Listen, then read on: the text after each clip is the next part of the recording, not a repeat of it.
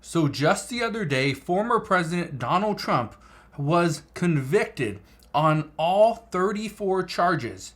And now, according to reports, he is a convicted felon.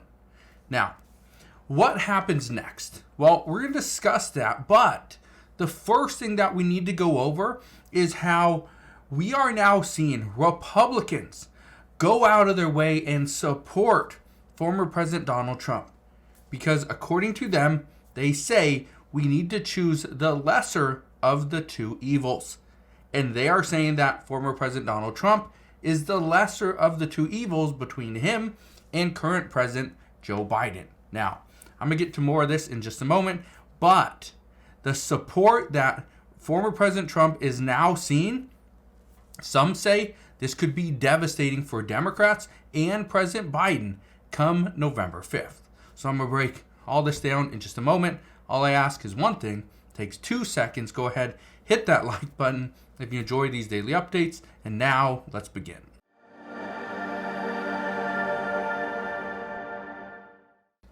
So let's talk about what went down just the other day. It says Donald Trump found guilty of all 34 charges in the hush money trial. It says what we covered. Well, let's just read this. It says a Manhattan jury, keep in mind, they're from Manhattan out of New York. A Manhattan jury found Donald Trump guilty of all 34 counts of falsifying business records in his hush money criminal trial, an unprecedented and historic verdict that makes him the first former president in U.S. history to be convicted of a felony. Now, why is this such a big deal? Well, the main reason why is, well, for one, former president was just convicted of a felony. Many legal experts are saying that this was not a felony. This, what happened, should have been a misdemeanor. I'm not a legal expert. I don't know. I did not go to law school and I will never go to law school. But they are saying that, no, this was a misdemeanor. Well, when you look at the polls, when you look at the surveys, this is now saying that the people that say it's a misdemeanor, they are majority Republican. People that say that this was a felony, majority are Democrat. Which state was he just prosecuted in? Well, in New York, a Democratic state. Of course, they were going to find him guilty in New York.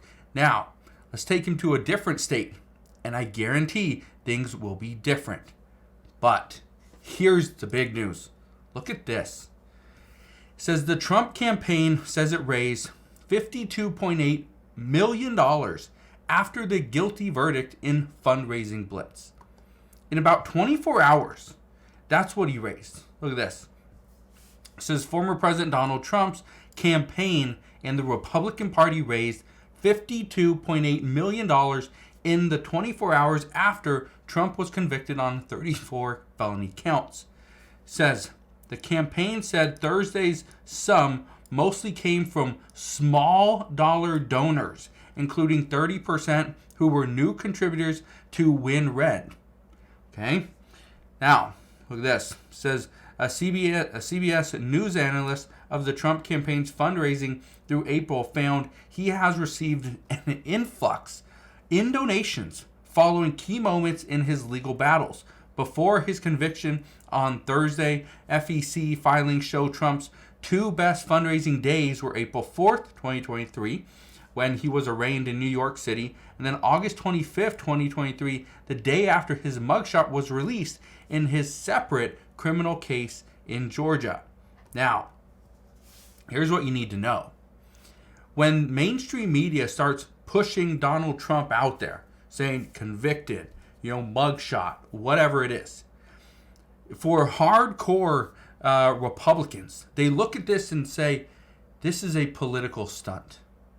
This is a political stunt. Why would we be going after a former president for this when there are bigger fish to fry? Well, if this wasn't an election year, if former President Donald Trump was not up for election, okay, or is pretty much the GOP frontrunner, I don't think Democrats care. When you talk to people This is what they're saying. This is why many Republicans and some independents are all against President Joe Biden. Because he is willing, and Democrats are willing to bend the rules a little bit. Not saying Republicans won't, but Democrats at this time are bending almost every single rule in favor of themselves. Not the American people, not the greater good, but for themselves. Because, according to many Democrats, they say they are the greater good. If former President Donald Trump wins the next election, according to Democrats, they say that democracy as we know it will be over. Well, what just happened? Is this democracy? I don't know. Now, look at this.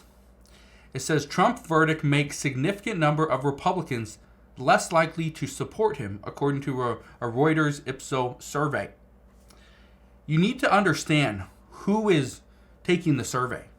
You need to understand where the news is coming from. Okay? It says 1 in 10 registered GOP voters said Trump's felony conviction for falsifying business records would make them less likely to support him for president. That's according to the poll that came out yesterday. It says the 2-day poll was conducted hours after a jury in Manhattan on Thursday found Trump guilty on all counts brought against him by District Attorney Alvin Bragg. It says the poll also found that a majority of Republican voters, 56%, said the outcome of the case would have no effect on their votes, and 35% said they were even more likely to support him, who maintains his innocence. That's where we're at. So, if you want to know what's about to happen, we are about to see a fight. It's not going to be former President Donald Trump against President Biden. It's going to be Republicans against Democrats. Voters are going to go after each other. That's what we're about to face. The one thing I can tell you right now is we are still too far away to really know who wins the next election. But this will be the biggest election we have ever seen. This is going to be even bigger than when former President Donald Trump won. Okay? This is going to be much bigger than the last election between Trump and President Biden. This is going to be massive. And what happens after we know who the next president is, this is going to be a huge change. Are we going to see taxes increase like current President Biden wants? Again, he wants to do away with the Trump tax cuts, which means taxes will increase. But he's not saying taxes are increasing. He's just saying we need to do away with those because those are providing too many benefits to businesses.